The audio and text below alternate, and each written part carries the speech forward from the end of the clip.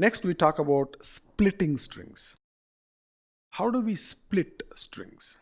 So before we understand and use the split function, let's see, why do we need to split strings? Typically, now I'll give you just one use case. Say the user has entered their name, like say Brad Pitt goes on to a website and says, what is your name? My name is Brad. Okay, that's the full name.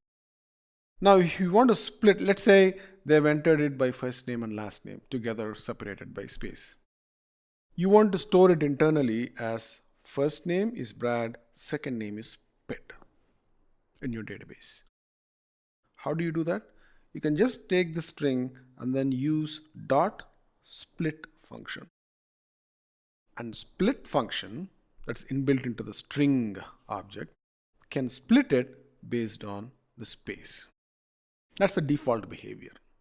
So the default behavior for the split function is to split by space. Wherever it finds a space, it splits it into a word. Let's see that example. So we have a string here, Ajay Tech. We want to split it into its words. How do you do that? Use the split function and it will split it and give it to you in words. Now by default, this string is split by spaces. So wherever there is a space, it splits it. Now what if you want to split by a comma? Now, why would you want to do that? For example, say you're reading CSV files, comma separated value files, or you are reading a bunch of strings like a huge sentence, and you want to separate it into its logical parts. And when there is a comma, it means that the left part of it means something and the right part of it means something, and put together it means something, right? So it's useful in semantic analysis when you deal with sentences and words. Point being, there are business situations where you want to split by a comma or a semicolon or a pipe character or a space. So it should be generic enough so that you can split by any character you want.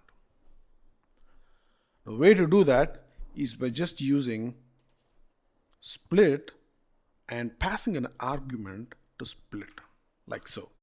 Split by comma.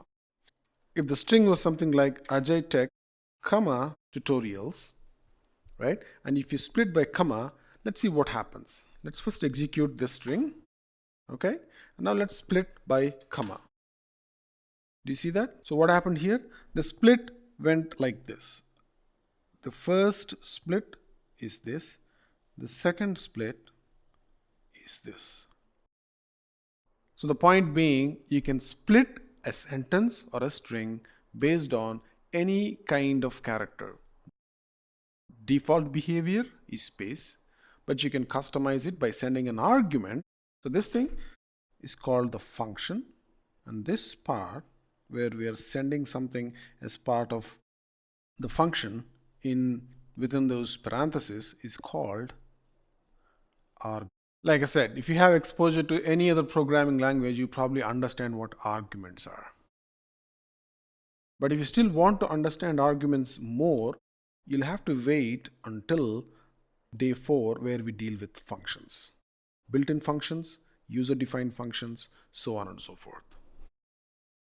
Like I said, until then, just imagine that a function is a black box that does some stuff for you.